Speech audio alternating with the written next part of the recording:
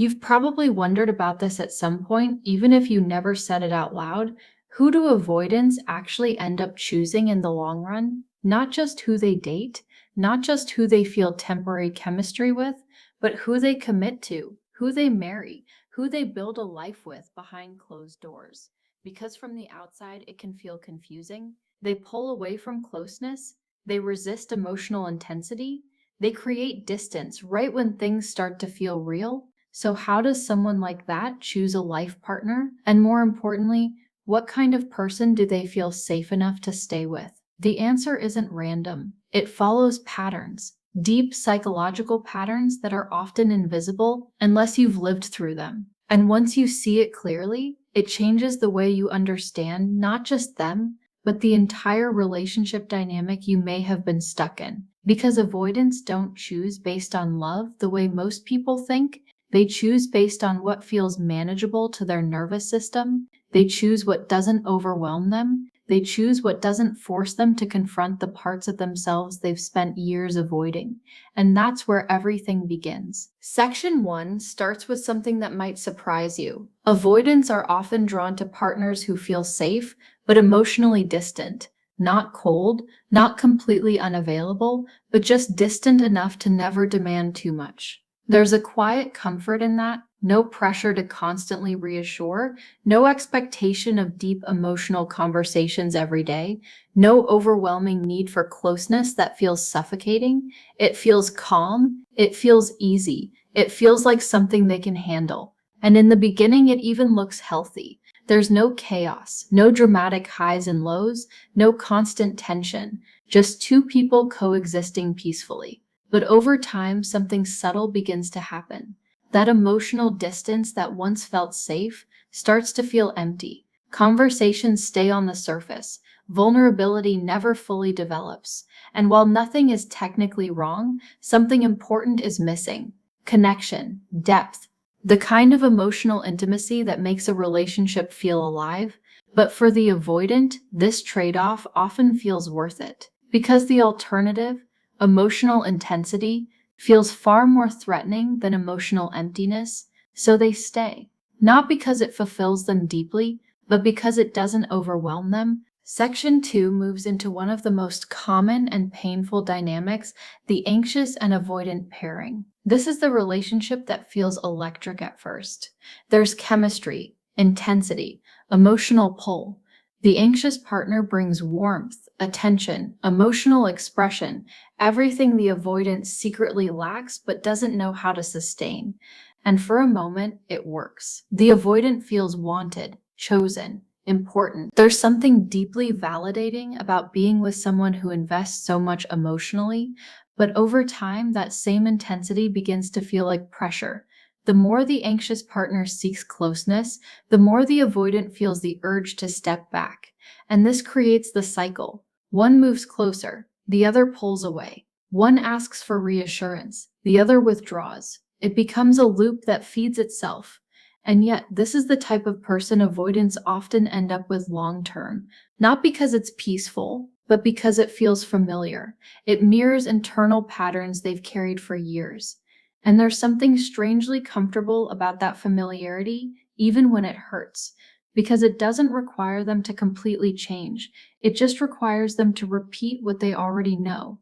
Distance, return, distance again. Section 3 reveals another pattern that looks healthy on the surface: the independent, self-sufficient partner. This is someone who has their own life, their own goals, their own emotional stability. They don't rely heavily on the relationship for validation. They don't chase. They don't pressure. And to an avoidant, this feels ideal. There's space, freedom, no constant demands. It allows the avoidant to stay in the relationship without feeling trapped. And for a while, it works beautifully. Two individuals living side by side, respecting each other's independence. But here's what often goes unnoticed. Independence can quietly turn into emotional separation. Both people become so self-contained that they stop reaching for each other emotionally. Needs go unspoken. Vulnerability gets delayed, then avoided entirely. And eventually, the relationship becomes more about coexistence than connection. It's stable but distant, functional but not deeply fulfilling. And again, the avoidance stays because nothing is forcing them to step outside their comfort zone. Nothing is asking them to open up in ways that feel unfamiliar or uncomfortable. Section 4 brings in the caretaker, the one who gives, supports, understands, and keeps trying. This is someone who naturally leans into nurturing. They notice emotional shifts. They offer reassurance. They fill in the gaps the avoidant leaves behind. And for the avoidant, this can feel incredibly comforting. They don't have to initiate emotional depth because it's already being offered. They don't have to explain themselves fully because the caretaker tries to understand anyway. It creates a dynamic where the avoidant receives emotional support without having to fully reciprocate it. And at first, it feels like balance. One gives more, one gives less, but it still feels like something is being exchanged. But over time, that imbalance grows. The caretaker starts to feel the weight of always being the one who reaches out, who fixes, who holds things together. And the avoidant, without realizing it, becomes accustomed to this dynamic. They begin to rely on it, not in an obvious way, but in a quiet, passive way. And this is often the type of person they stay with because it allows the relationship to function without forcing them into emotional effort.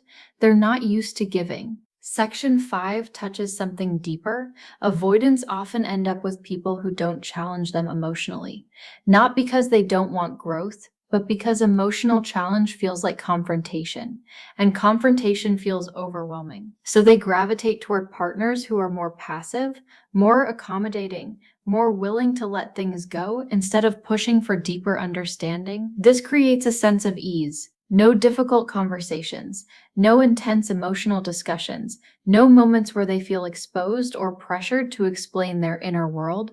It feels smooth, conflict is minimized.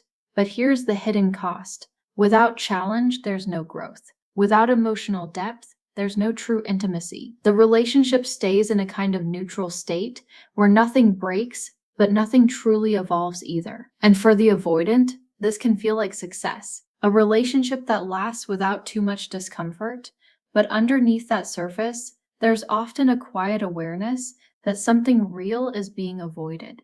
Not the person, but the depth that love actually requires. And when you step back and look at all of this together, a pattern starts to form. Avoidants don't just choose people randomly.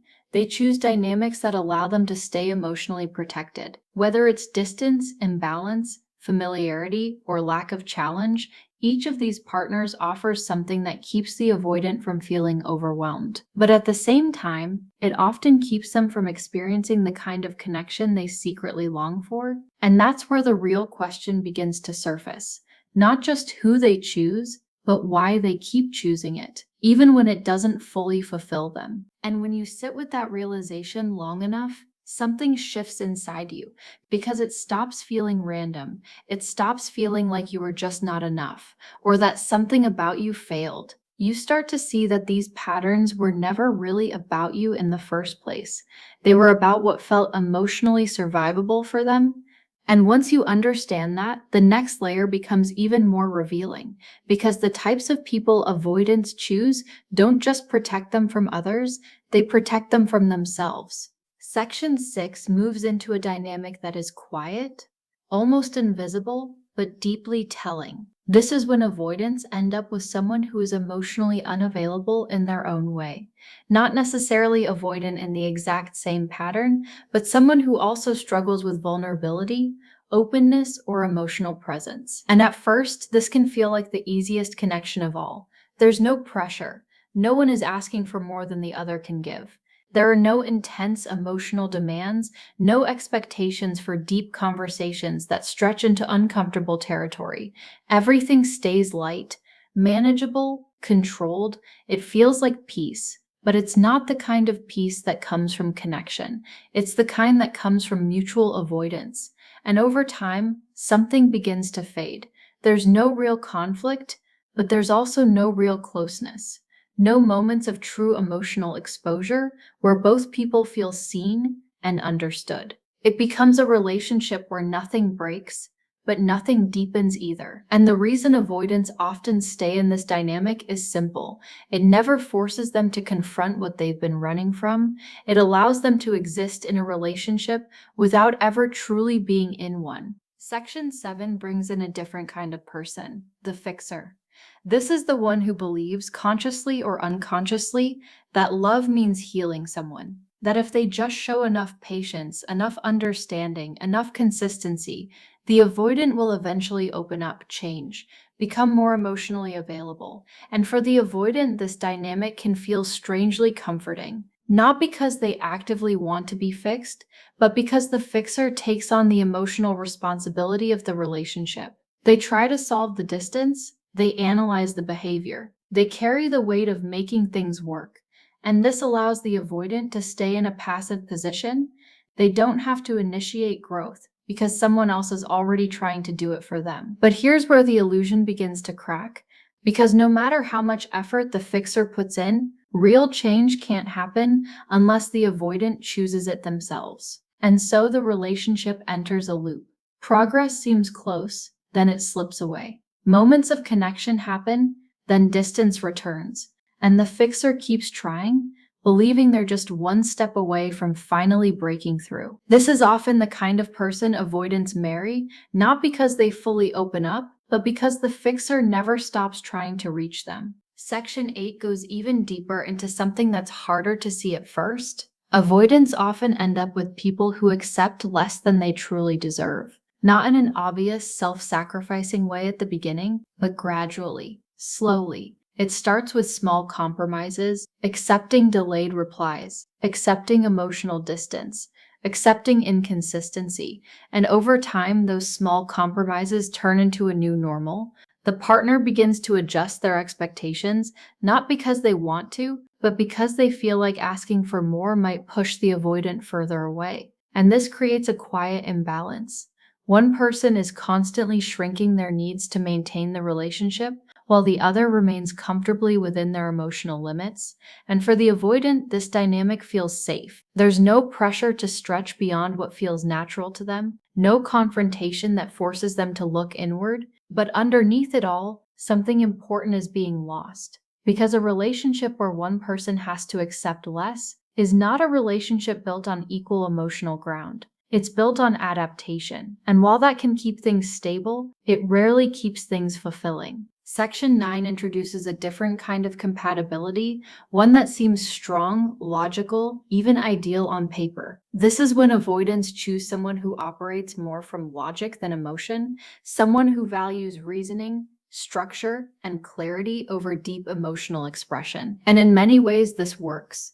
Conversations are calm, decisions are practical. There's less emotional chaos, less unpredictability. Everything feels grounded.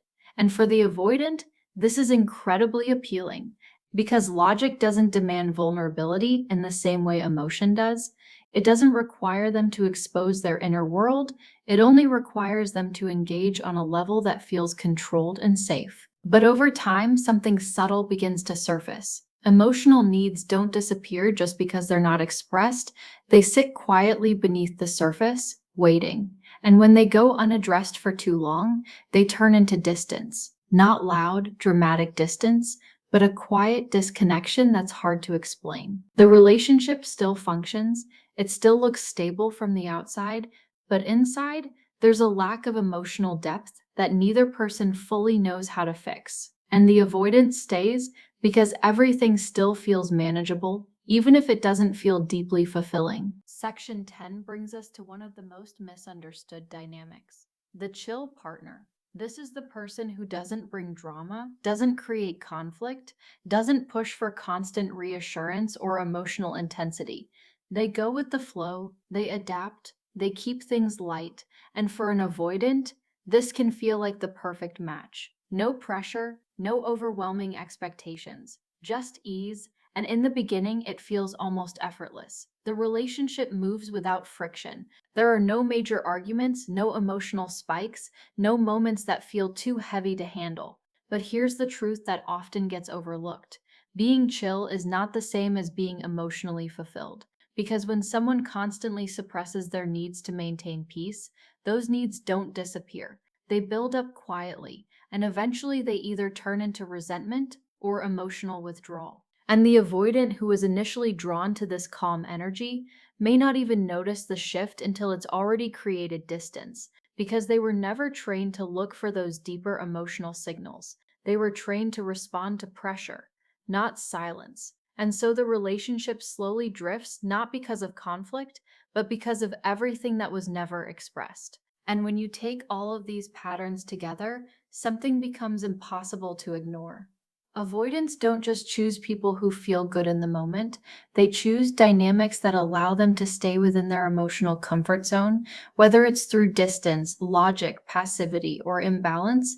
Each partner represents a different way of maintaining that safety. But safety in this context often comes at a cost, because the very thing that keeps the relationship stable is the same thing that keeps it from becoming deeply connected. And this is where it starts to become personal for you. Because if you've ever found yourself in one of these roles, the caretaker, the fixer, the one who accepts less, the one who stays calm and patient, you begin to realize something important. You weren't chosen because you were lacking. You were chosen because you fit into a pattern that felt safe for them. But that doesn't mean it was safe for you. And the deeper question begins to form, not just why they chose you, but why you stayed in a dynamic that required you to slowly disconnect from your own needs just to keep it alive. Because understanding them is only half of the story. The other half is understanding yourself. And that realization, it doesn't come all at once. It creeps in slowly, in quiet moments, in the space after conversations that didn't quite reach where you hoped they would. And the feeling that you've been giving something real to something that never fully meets you there. And the hardest part is, you can understand all of this logically, you can see the patterns clearly, and still feel emotionally tied to it. Because these dynamics don't just exist in behavior, they exist in attachment, in the part of you that wanted it to work, that believed if you just adjusted a little more, understood a little deeper, stayed a little longer, something would finally shift. But as we move deeper into these patterns, something becomes clearer than ever. Avoidants don't just choose people who fit their present comfort, they choose people who allow their patterns to continue uninterrupted. Section 11 reveals something subtle but incredibly powerful. Avoidants often end up with people who don't ask for more.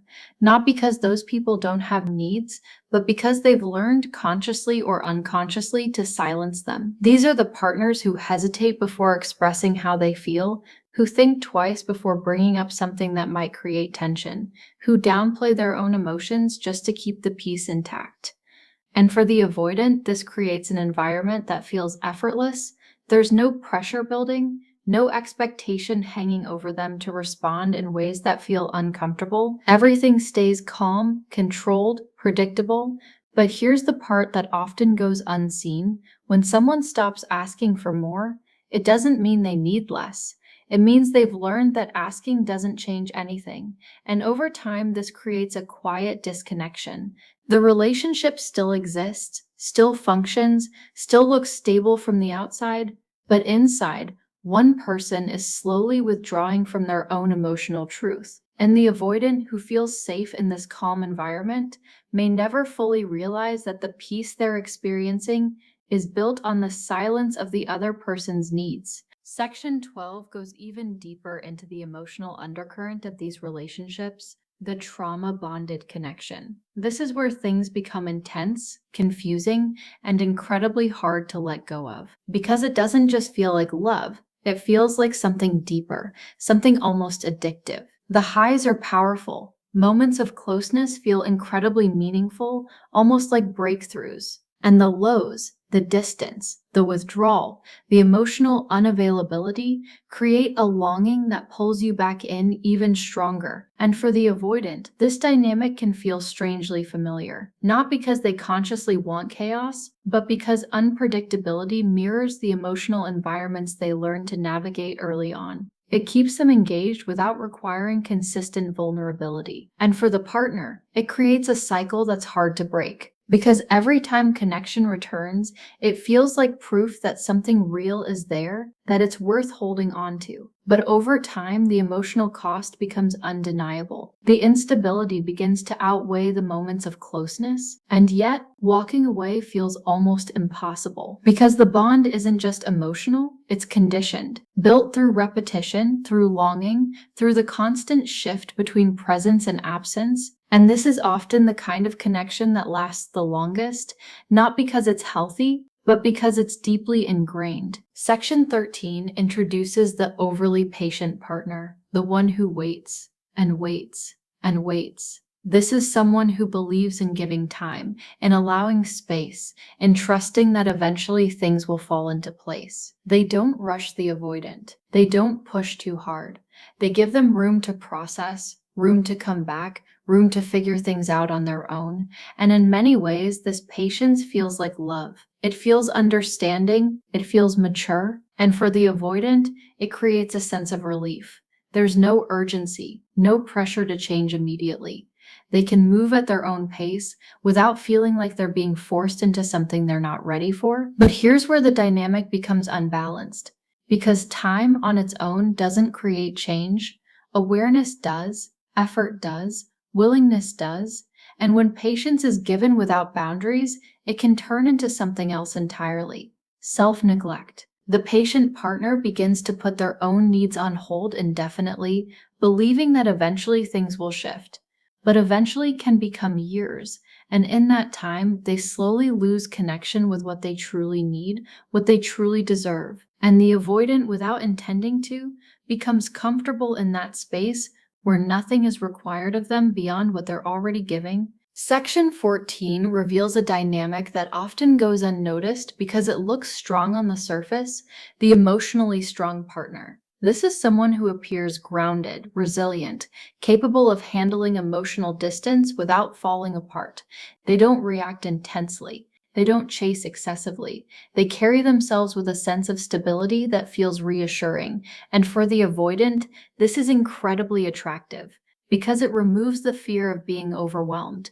It creates a sense that the relationship can withstand their distance, their inconsistency, their moments of withdrawal. But strength, when it's constantly tested without support, begins to crack in ways that aren't always visible. The strong partner may not express their pain openly. They may not demand change loudly, but internally, they feel it. The lack of reciprocity, the absence of emotional depth, the feeling of always being the one who can handle more. And over time, that strength becomes a shield, not just for themselves, but for the avoidant as well. It allows the avoidant to continue their patterns without immediate consequence. And while the relationship may appear stable from the outside, inside, there's an imbalance that slowly erodes the connection. Section 15 brings everything back to something deeply rooted: familiarity. Avoidants often choose partners who feel familiar, not necessarily in personality, but in emotional experience.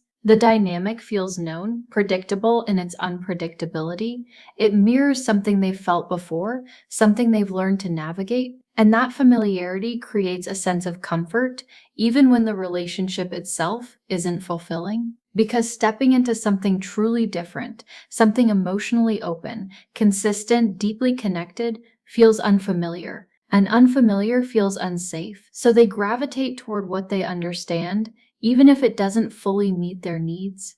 And this is where the pattern becomes hardest to break. Because it's not just about choosing a different person, it's about choosing a different emotional experience, one that requires them to confront parts of themselves they've spent years avoiding. And until that shift happens, the same patterns repeat. Different faces, different circumstances, but the same emotional blueprint underneath it all. And when you take a step back and really sit with everything you've just seen, it becomes clear in a way that's hard to ignore. These patterns aren't accidental.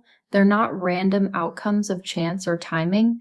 They're reflections of something deeper, something internal that shapes every choice, every connection, every dynamic that feels right to them. But here's the part that matters most. Understanding this doesn't just explain them. It gives you clarity about your own role in it, the ways you adapted, the ways you stayed, the ways you may have slowly adjusted yourself to fit into something that was never fully aligned with your needs. And that realization, it's not meant to create regret. It's meant to create awareness. Because once you see the pattern clearly, you're no longer unconsciously repeating it. And once that awareness settles in, something inside you starts to change. Not all at once, not in a dramatic moment, but quietly. You begin to see things you couldn't see before. Patterns that once felt confusing now feel predictable. Behaviors that once made you question yourself now start to make sense. And with that clarity comes something else. A shift in how you see your place in all of this. Because the truth is, these dynamics didn't just shape the relationship, they shaped you while you were in it. The way you learned to respond, to adjust, to hold back parts of yourself just to keep things steady. And as we move into these final patterns, everything starts to come together in a way that feels both heavy and freeing at the same time. Section 16 brings us to the partner who chases. Not in an obvious, desperate way, but in a consistent, emotionally invested way. This is the person who keeps showing up, even when things feel uncertain, who reaches out first, who tries to reconnect, who puts in the effort to keep the bond alive. And for the avoidant, this creates a very specific kind of dynamic. There's a sense of being wanted, of being valued, without having to fully step into that same level of emotional effort themselves. It creates an imbalance where one person is driving the connection forward while the other responds when it feels comfortable. And at first, this can feel validating for both sides. The one who chases feels like they're fighting for something meaningful. The avoidant feels chosen without pressure. But over time, something begins to shift. The more one person chases, the more the other naturally pulls back. Not out of malice, but because the dynamic itself creates that movement. And eventually the connection becomes less about mutual desire and more about maintaining a pattern. One pursues, one retreats. And the avoidant often stays in this dynamic because it allows them to remain emotionally engaged without ever having to fully lead the connection themselves. Section 17 moves into something even quieter, the partner who doesn't see their walls. This is someone who interprets the avoidance behavior differently. They don't immediately recognize the emotional distance as avoidance. They may see it as independence, as needing space, as just part of the person's personality. And because of that, they don't challenge it. They don't question it deeply. They accept it as normal. And for the avoidant, this feels incredibly safe because their defenses remain intact without being exposed. There's no pressure to explain why they withdraw. No need to confront the emotional barriers they've built over time. Everything stays under the surface. But here's what happens over time. What isn't seen isn't addressed. And what isn't addressed doesn't change. So the relationship continues, but always within the limits of those unseen walls. There's connection, but only up to a certain point. There's closeness, but never complete openness. And eventually the partner may start to feel that something is missing, even if they can't fully explain what it is. Because you can feel a wall, even if you can't see it. Section 18 brings us to a difficult truth. Sometimes avoidants choose what feels good enough, not perfect, not deeply fulfilling, but stable, manageable, safe. This doesn't mean they don't feel anything. It doesn't mean they don't care. It means that when faced with the choice between emotional risk and emotional safety, they often choose safety because risk requires vulnerability. It requires stepping into uncertainty, into deeper connection, into a space where they might have to confront fears they've spent years avoiding, and good enough doesn't require that. It allows them to stay within a range that feels comfortable. The relationship works, it functions, it meets enough needs to keep going. But underneath it all, there's often a quiet awareness that something deeper is missing, not dramatically missing, just subtly absent. And that absence becomes something they learn to live with because reaching for more feels too uncertain, too unfamiliar, too exposed. Section 19 touches on a dynamic that can feel validating at first: the partner who prioritizes them. This is someone who places the relationship high on their list, who invests deeply, who shows up consistently, who makes the avoidant feel important. And for the avoidant, this can feel reassuring. There's a sense of security in knowing that someone is there, that someone values the connection enough to keep it steady. But over time, this dynamic can become one-sided. Because when one person is constantly prioritizing and the other is simply receiving that prioritization, the balance begins to shift. The avoidant may not even realize it's happening. They're simply responding in the way that feels natural to them. But the partner, the one who keeps giving, begins to feel the weight of that imbalance. The effort isn't being mirrored. The emotional investment isn't being matched. And slowly that feeling of being important turns into a question. Am I truly valued the same way I value them? And this is where the dynamic starts to fracture. Not because there was never care, but because there was never equal expression of it. Section 20 brings everything to its most honest point: the partner who doesn't leave. This is the one who stays through the distance, through the confusion, through the moments where things feel uncertain or incomplete. This is the person who holds on, who believes in the connection, who continues to invest even when things aren't fully meeting their needs. And for the avoidant, this creates a sense of stability that's hard to walk away from. Because no matter how much distance they create, the connection remains. No matter how much they withdraw, the relationship is still there when they return. And over time, this can create a pattern where the avoidant unconsciously tests the limits of that stability, not intentionally, not with awareness, but through behavior, through distance, through inconsistency, through emotional withdrawal, and the partner stays again and again until one of two things happens. Either the partner reaches a breaking point, or they slowly lose parts of themselves in the process of staying. And when you step back and look at all 20 of these patterns together, something becomes undeniably clear. Avoidants don't choose partners based on who will love them the most deeply. They choose partners based on who allows them to remain the most emotionally protected. Every dynamic, every pattern, every connection we've walked through points back to the same core truth: safety over vulnerability, control over exposure, distance over depth. But here's where everything shifts back to you. Because understanding who they choose also reveals why you may have been chosen, not because you weren't enough, but because in some way you fit into a pattern that allowed the relationship to exist without forcing them to change.